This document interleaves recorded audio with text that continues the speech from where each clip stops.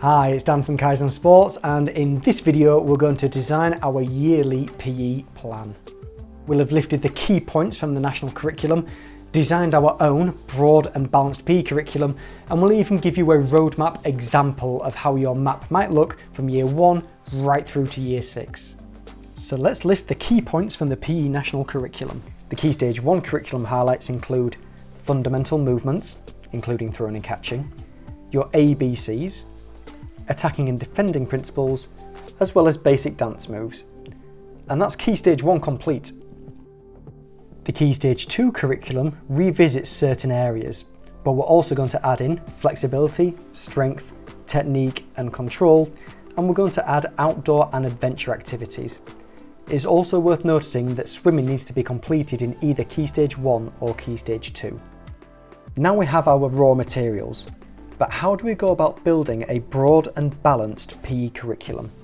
To make things easy for you, we've colour coordinated each aspect of the curriculum so you can see where it sits within our long-term roadmap. We're going to start slowly and speed up as we go along.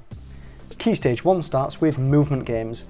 Here the focus is on changing speed, a perfect introduction to PE, supporting children in moving safely and mindfully. A series of stop-start games and tigging games are perfect for your first medium-term block. Target games focus on the essential skills that are throwing and catching. We're going to use beanbags and soft inflatable balls in conjunction with targets such as hoops and our partners, so that children can develop these critical skills over our second block. Gymnastics allows us to shift focus onto our ABCs, in particular balancing. Across these 6 weeks, children are exposed to a range of balances using their hands, feet, front, back, and are encouraged to experiment with their own balances. Dance. Tempo simply means moving at different speeds, which links nicely from our changing speed work we did in the first block. Children listen to fast and slow-paced music and move their bodies accordingly. Weekly games may include musical statues and red light, green lights. Ball games can be used as a basic introduction to attacking and defending principles. In the defending aspect, children are going to guard cones, hoops and bases from attackers. Over the 6 weeks, children will learn how to move their body in order to protect a specific part of the playing area.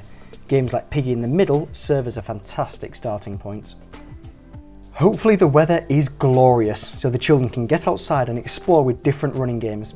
Anything from dishes and dones to TIG, through to sprint and beanbag relays are brilliant vehicles for them to begin developing efficient running patterns as well as accelerating, decelerating and changing direction skills.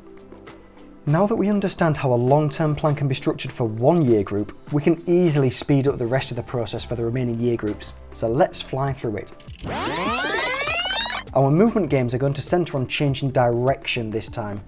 Games such as Follow the Leader and mirroring games will help children achieve the lesson outcomes here. Swimming needs to occur in either Key Stage 1 or Key Stage 2.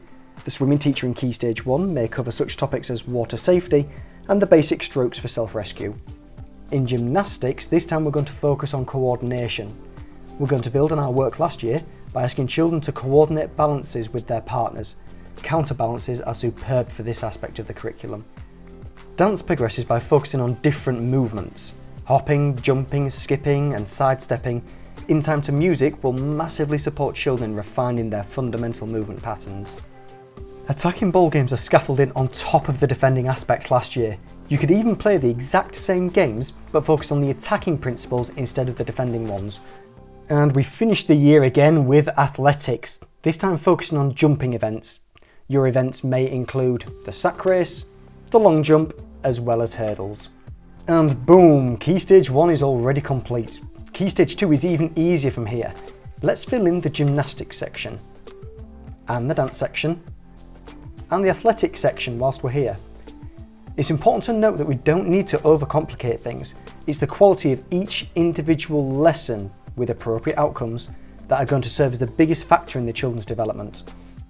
Now we introduce net and wall games. Notice the net and wall games, not sports. Now we can play sports that have been modified to suit primary school children, but for example, getting better at cricket should never be an outcome. Striking a ball accurately is infinitely better. In the example of striking a ball accurately, we could use cricket, rounders, golf, baseball. We might even use all of them and mix them in with a variety of other games and activities.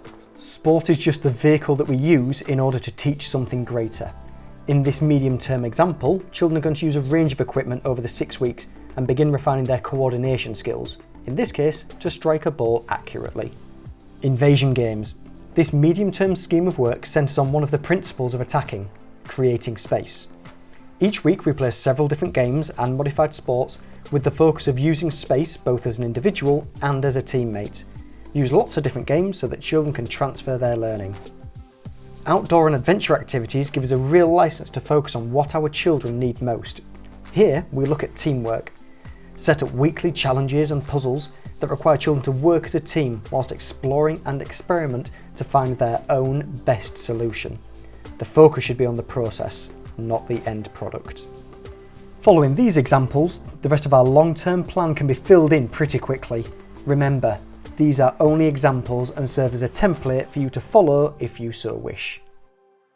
Our key take-home points are to give children a broad range of different activities to try. Focus on the holistic outcomes of developing skills, knowledge, confidence and attitude towards physical education. And finally, you know your pupils better than anybody else does. Adapt the lessons to suit them. Thank you for watching, everybody. If you found this video useful, then please like and share it with anybody else who you think would benefit. And remember to subscribe so you catch next week's video. I'll see you then.